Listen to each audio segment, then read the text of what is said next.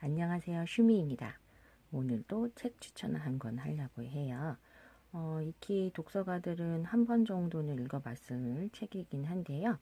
자, 릴리 프랭키의 도쿄 타워. 저는 사실 이거를 3년 전에 읽었었어요. 이렇게 옛날에 RHK가 랜덤 하우스일 때 한번 읽었던 책이고요. 지금 날짜를 보니까 2016년 2월 20일에 읽었고, 요번에 이제 서평단 하면서 5월 26일날 완독을 했습니다. 2016년에 읽었던 책은 이제 알라딘 중고 서점에서 온라인으로 구입해서 읽었던 거라 거의 뭐 테두리가 놀이끼리 한데, 그때도 펑펑 울면서 읽었던 기억이 나는데요. 자, 우선 요번에 다시 이제 새롭게 나온 책은 여기가 좀 제목이 조금 그래도 음박이 좀 많이 들어가 줬으면 좋겠는데, 사진 찍어도 이렇게 까맣게 나오네요. 확실히 딱 느낌이 도쿄타워가 딱 그려져서 그런가 사쿠라도 그려져 있고요. 그래서 왠지 첫 문장과도 잘 어울리고, 그 다음에 일본 분위기가 나서 너무 좋더라고요. 그래서 오늘은 저는 책보도 이렇게 예쁘게 사쿠라가 핀 걸로 한번 체리블라썸으로 한번 깔아봤어요. 자, 도쿄타워 하면 떠오르는 그 작가 이름 워낙 유명하기 때문에 다들 뭐 아실 거라 생각을 하고요. 자, 오늘은 릴리 프랭키. 이 사람은 이제 뭐 배우로도 활동하고 뭐나 다양한 다방면에서 활동하는 사람이라 모르시는 분은 없으실 거예요. 여기 보시면 첫 장편 소설이에요. 도쿄타워는 오는 날보를 보이고 싶지 않다면 지하철 안에서 읽는 건 위험하다. 요 내용은 한 7장 이후부터 이제 읽으시면 이제 공감하실 수가 있어요. 상당히 우리 정서랑 또 맞는 부분이 있고, 이 사람만의 감성적인 글이 좀 많이 공감되는 게 있어서 정말 이번 달 최고의 책으로 꼽을 수 있을 정도 다시 또 감동을 느낀 책이기도 했습니다. 이 책 첫 문장 상당히 좀 의미심장하죠. 그것은 마치 팽이 심지처럼 꼭 한가운데 꽂혀 있다. 도쿄타워를 말하는 거죠. 이 책을 이제 덮으면서 이제 다시 앞문장으로 돌아가 보면 이 앞문장이 어떤 상황에서 이제 쓰여진 건지 알 수가 있어요. 너무너무 사랑했던 엄마가 돌아가시고 나서 다시 찾은 이제 도쿄타워죠. 엄마랑 꼭 같이 가보고 싶었지만 가지 못했고 혼자 왔어요. 혼자 왔는데 이제 그가 느꼈던 도쿄에 대한 느낌을 이제 첫 페이지 1장에 지금 나타내고 있어요. 제가 이렇게 검은색 해서 표현한 이 부분이 정말 우리가 서울 사람들 느꼈던 거랑 많이 좀 공감되는 부분이 아닌가라는 생각이 들고요. 정말 독특한 가정이라고 볼 수 있겠지만 제가 봤을 땐 독특한 가정이 아니고, 지금 살아가는 우리 현 시점에서도 이런 형태의 가족들은 너무나 많고, 보통 사람들의 행복한 가정은 흔하지 않다는 걸 저는 요즘 삶에서 많이 보고 느끼거든요. 그래서 그런가 저는 상당히 좀 많이 공감이 되는 부분들이 많았고, 오늘은 또 그 부분을 조금씩 읽어가면서 소개시켜 드릴까 합니다. 도쿄타워여서 그런가 아무래도 도쿄를 좀 비유한 표현들이 눈에 들어오긴 하더라고요. 여기는 57페이지고 이제 저자가 생각한 도쿄에 대한 느낌을 서술한 건데요.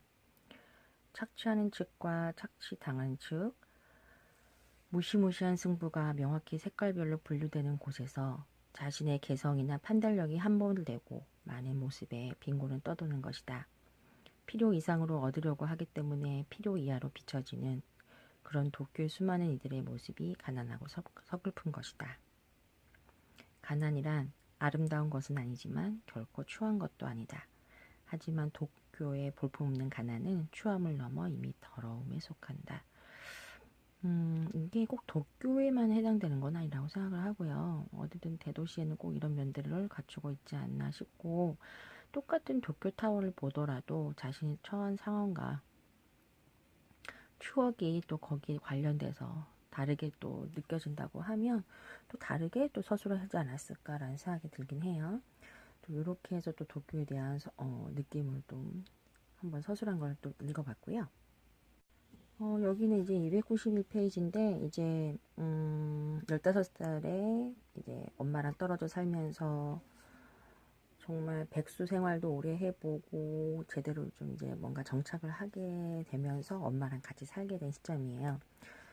제가 하트를 친 부분은 제가 5월에 읽다 보니까 좀 공감되는 부분이기도 하고 여기서 또 저자의 또 다른 신경의 변화가 좀 느껴져서 한번 골라봤거든요. 5월에 어느 사람은 말했다. 도쿄든 시골이든 어디서든 마찬가지야. 결국 누구와 함께 있느냐. 그게 중요한 일이라고. 뭐라 그럴까. 점점점 소설을 읽어 나가면서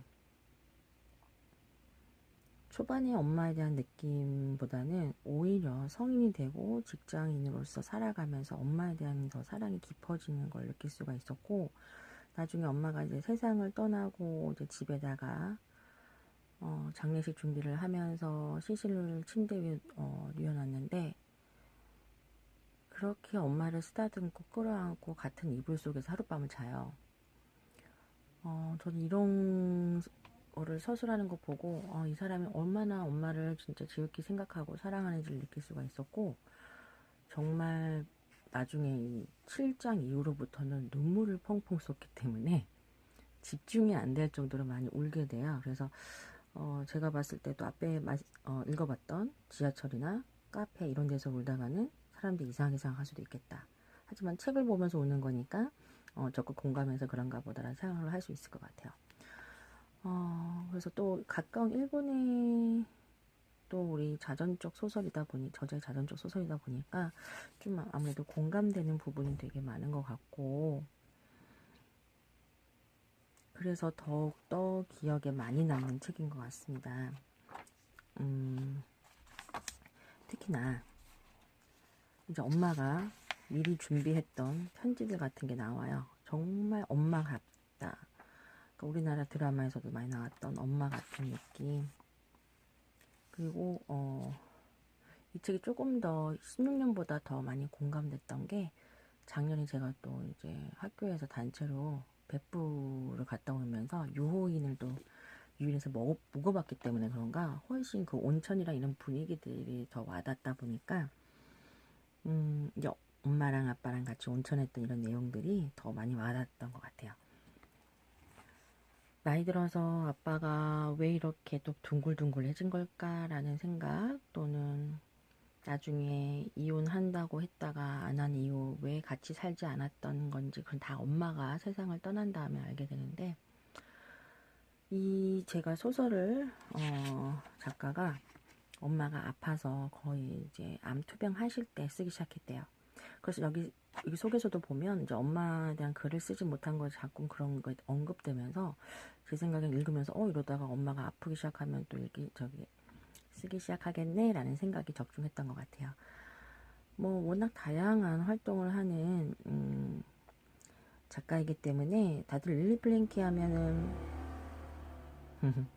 외국 사람으로 생각했을 거예요. 서양 사람 생각했을 텐데 저는 오히려 일본 사람인데 이런 식의 닉네임을 가지고 있는 거, 예명을 갖고 있는 것도 좋다고 생각해요. 필명이죠.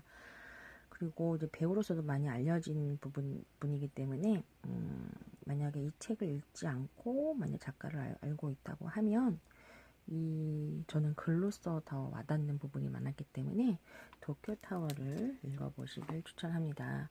제가 보니까 거의 지금 내용은 손을 대지 않고 지금 표지 새로 업데이트를 하고 더 일본스럽게 만든 부분이 있어요. 그래서 하드커버이기 때문에 너무 소장하기가 좋을 것 같습니다. 그리고 중간에 읽고 우느라고 많이 붙이지 못했어요. 하지만 정말 글빨 좋은 작가예요. 그래서 현대 작가로서 이제 거의 환갑을 바라보는 나이가 되었는데 좀 감성 터지는 좀 이색적인 소설을 읽고 싶다.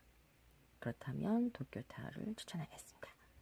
지금 제목이 잘 안 보여서 계속 요 상태로 들고 있게 되네요. 도쿄타워 소장각 저는 이제 들어가기 때문에요. 잘 읽고 저 이왕이면 새 책 사셔서 줄도 많이 그으시고 공감하시면서 눈물방울 좀 떨어뜨리시고요. 그리고 소장하시면 좋을 것 같습니다.